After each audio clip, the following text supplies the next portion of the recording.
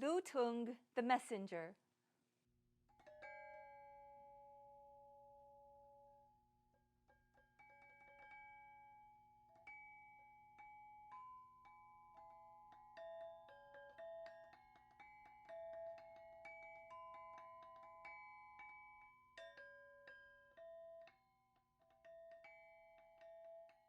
On the eastern side of the island of Bali lives the sacred and majestic volcano Gunung Agung.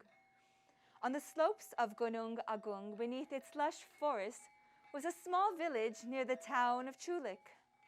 This village was home to many creatures, a dynamic and colorful mix of Balinese natives as well as migrants from throughout Indonesia. Among these were birds of various colors and songs, lizards of many sizes and scales, a wide spectrum of insects and invertebrates, and land mammals, both tame and ferocious. In fact, Chulik had become a refuge for many former forest dwellers who, despite their differences, now lived harmoniously.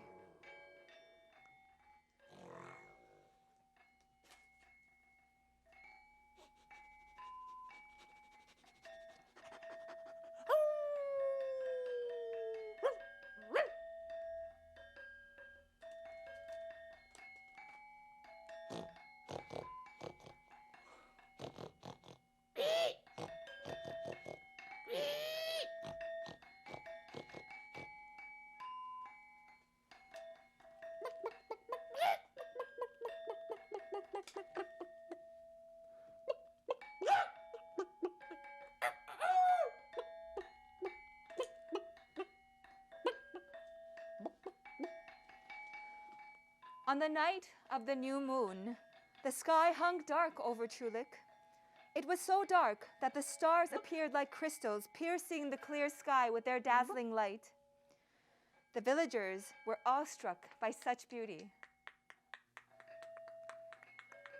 As the insects sang sweet lullabies and the wind blew the salty ocean breeze, everyone drifted off into quiet slumber, when suddenly an alarming tuk tuk tuk tuk tuk tuk tuk tuk tuk tuk tuk began to blare through the village. It was the sound of the cuckoo bell coming from deep within the forest. As if awakening from a nightmare, the once peaceful creatures sprang to their feet and into the streets, and a terrible scene of chaos and commotion ensued.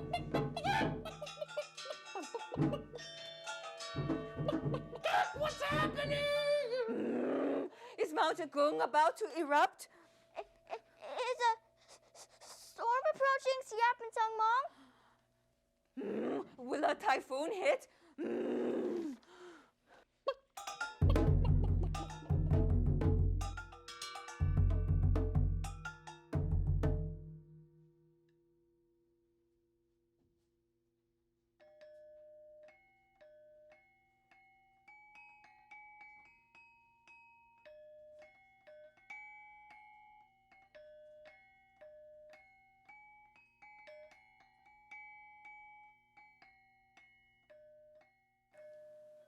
Meanwhile, higher up the slopes of Agung and deep in the rainforest, the mischievous yet mindful monkey, Lutung, was also awakened by the kulkul which Balatuk, the woodpecker, was hitting with the emergency bulus rhythm. He and his wife listened carefully for clues as to what was happening while their children continued sleeping.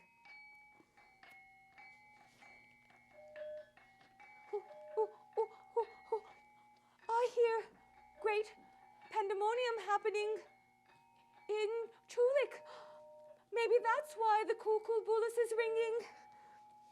Indeed. It sounds like there is an emergency there, and the villagers must need help.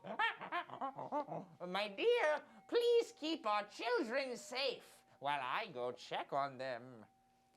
Lutung sprang to his feet, kissed his wife goodbye, and went, hand over hand, foot after foot, tail swing after tail swing, out of the forest in record speed.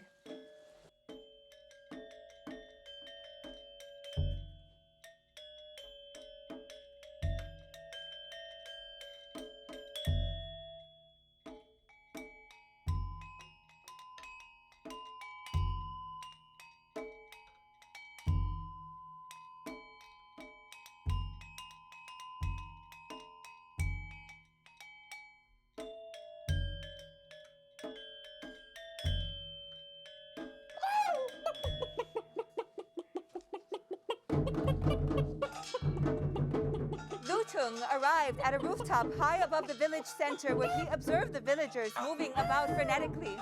Without a moment to catch his breath, he yelled out with his most commanding voice.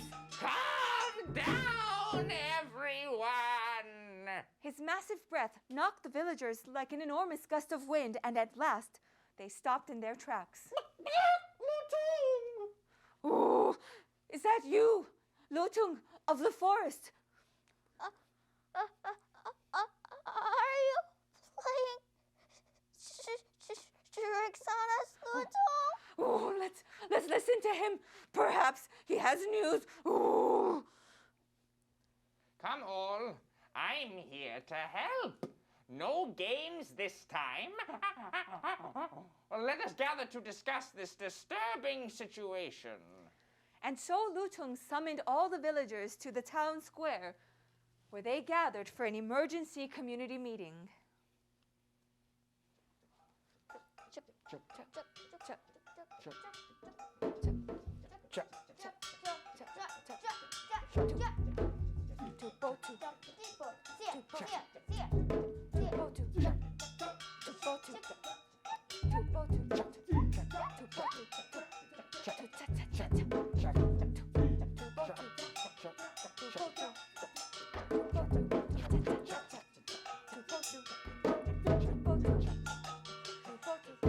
Now, friends, I can see that something has gone terribly wrong.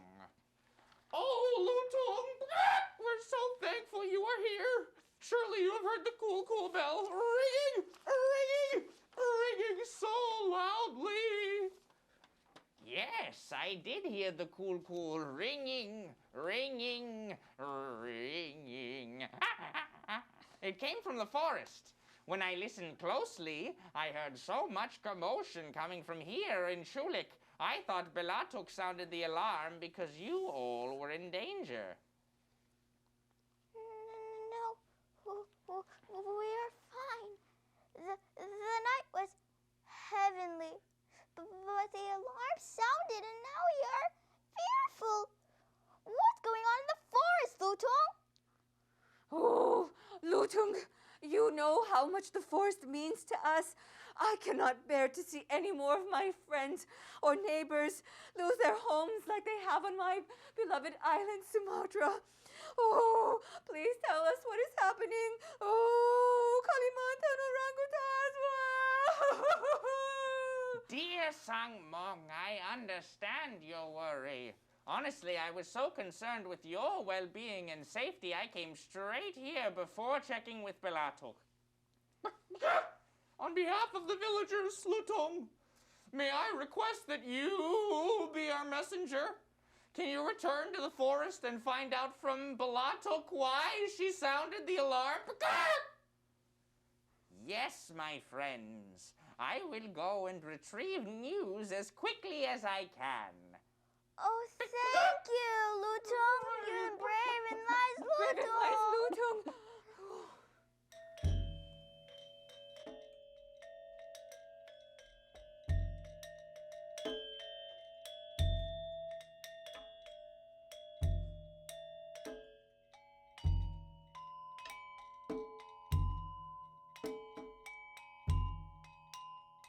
The journey back up the slopes of Agung and into the rainforest was not as easy as it was coming down, but Lutung was determined to make it a swift one. He swung through treetops, he sprinted through clearings, he swam across streams, he climbed many hills. Along the way, Lutung met several friends. First was Engung, the frog, then Lipi, the tree snake, and finally Chelapuk, the owl. Since each of them also wanted to see Belatuk and know why she was sounding the cool, they asked Lutung to join his journey with the promise to be cordial and not harm or eat the other.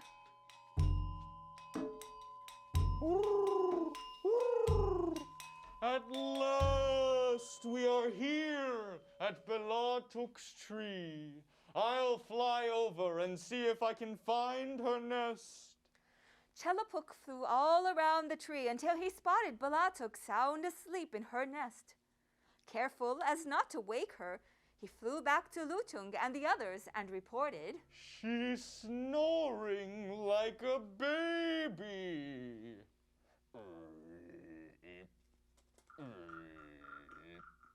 Well, I say let's wake her. We must find out why Balatuk is sounding the cool bulus. Indeed, we must. The villagers are counting on us to bring back this important information. Lutung climbed up to Balatuk's nest and tried to wake her, but she would not budge. Tried and tried again, and still she would not budge. She's sleeping like a rock. Then come on down for a moment. Let's take a quick rest ourselves. I guess I could use a little recharge.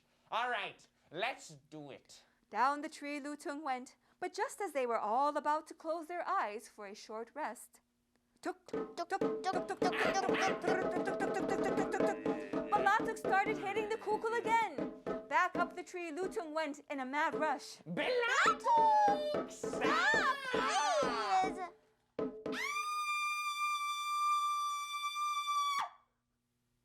Who goes there? Is that you? Lutung! Oh dear, you frightened me. Did you hear my kukul? Are you here to help? Yes, Belatuk. It is me, Lutung, and Chelepuk, Lipi, and Engung. Balatuk, why are you sounding the cool Please stop. Hey, yeah. This must be some kind of prank. There is no emergency here. Belatuk, do you realize the chaos you have caused? All around Shulik, the villagers are in great panic because they hear the alarm, and yet there is no danger in sight. The Kulkul is triggering terrible memories of their lost forest homes. I'm sorry, Lutung, but there is danger. Way over there. Fire! The kunang, the fireflies, are burning the forest. Come and see for yourself. Lutung looked out and saw what in fact appeared to be a fire. You're right, Belatuk. Brave Chelepuk, with your great wingspan and impeccable vision, fly above the forest canopy and see if you can get a better look at this fire.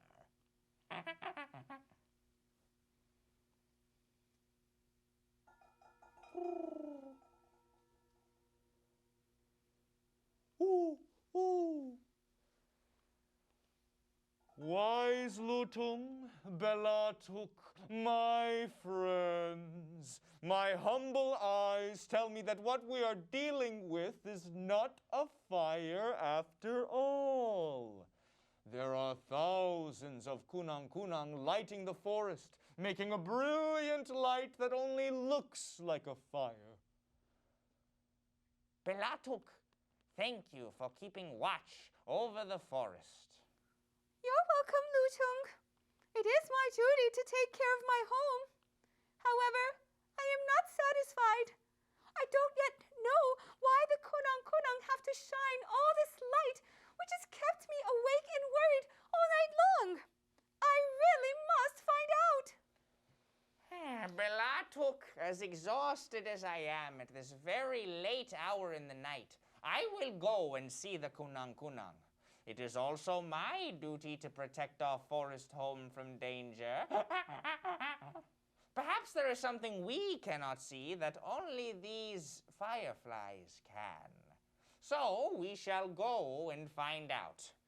Chelepuk, kindly fly back to Chulik and report to the villagers there that everything appears to be safe for now and that we will continue our investigation.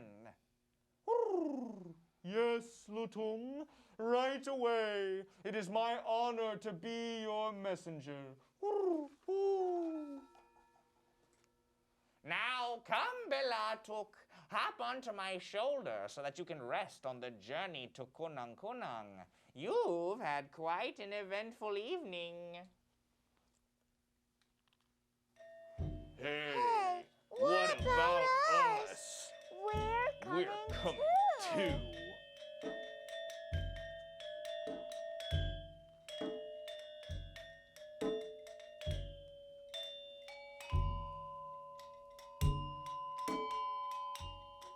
As Lutung, Belatuk, Lipi, and Engung approached the Kunang Kunang, the glow of their firefly light grew brighter and brighter.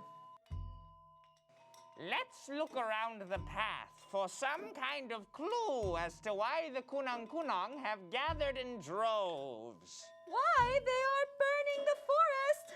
Hey, have you guys noticed there are fewer and fewer trees around here? It's weird.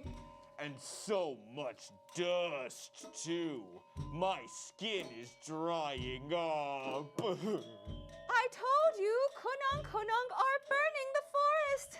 Come on, let's go a little faster! We're going as fast as we can.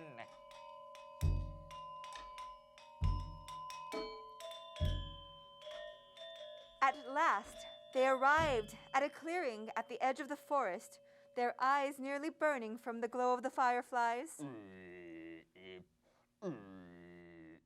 My eyes! Oh, turn it off! Or just let me eat them. I'm starving. No, Engung, not for me. No, thank you. Kunang Kunang enough for snakes. Duh. Can we please focus here? We need to talk to the Kunang Kunang. My eyes! It's incredible. And just like Chelapuk said, tens of thousands, who knows, maybe millions of Kunang Kunang. I have never seen so many of them gathered before. Well, which one are we gonna talk to? Belatuk, see if you can fly a little closer and catch someone's attention. Okay, Lutung, I'll try. They all seem so focused, like they're in a trance. I'm not sure if I can. Here goes. Hello? Kunang Kunang? Can you hear me? Hello? I would like to speak with you. Hello? Hello?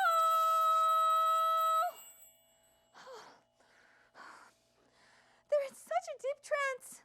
We have to try something different. I have an idea. Let me try.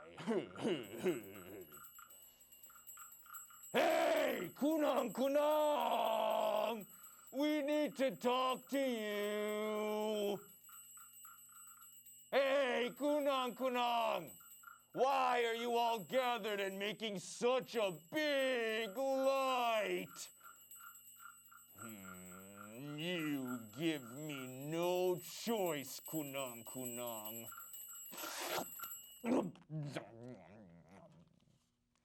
Engung! You weren't supposed to eat them.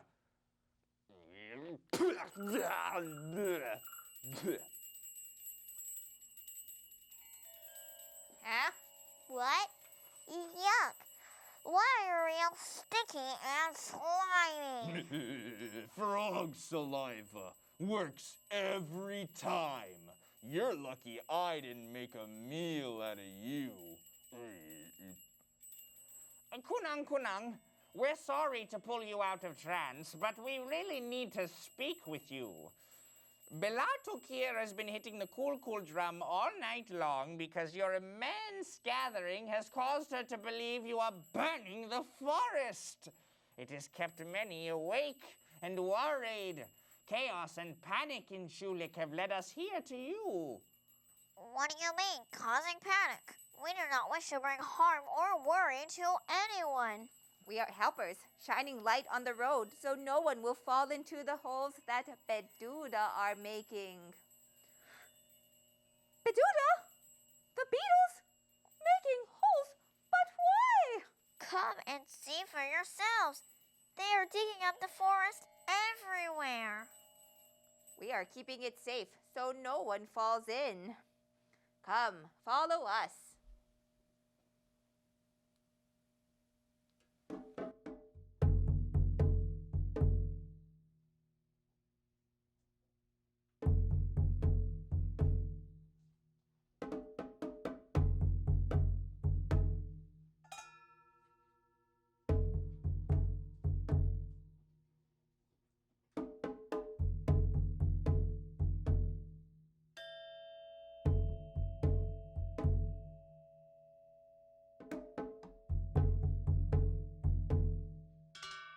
So Kunang led Lutung and Balatuk to where the Beduda were. There, slowly and methodically, Beduda dug holes into the earth, one by one. Then, one by one, they filled each of these holes. But what was that horrible smell? It was the stench of cow dung. That's what they were filling the holes with. Lutung and Balatuk stood back mesmerized, wondering, why cow dung? Until they could not stand the smell any longer. Hey! Beduda! Excuse us! Beduda, we need to speak with you. We are Lutung and Belatuk, and we have spent a long night dealing with heaps of chaos and worry. And it's all because of you and your clan. Us? We have done nothing wrong. We are trying to help. Sappy is walking along the path with humans and pooping everywhere. And we are trying to clean the path so no one steps on it. We will eat the cow dung later. Oh, well, this is quite a tangle. You see, I thought the forest was burning down. Well, our forest is in trouble. What do you think we can do about it? Before we go into that, let's fix our emergency alert system so that we can avoid future false alarms. After some discussion, which also included a new communication system with Kunang and Balatuk, the group decided that Beduda storing cow dung could actually be a solution to some of the problem of the disappearing forest. Once Beduda incorporates the dung back into the earth, it could turn into rich manure, which they could grow seeds in and replant the forest. An excellent idea indeed, they thought, one they would share with the forest community and the villagers after some well-deserved sleep.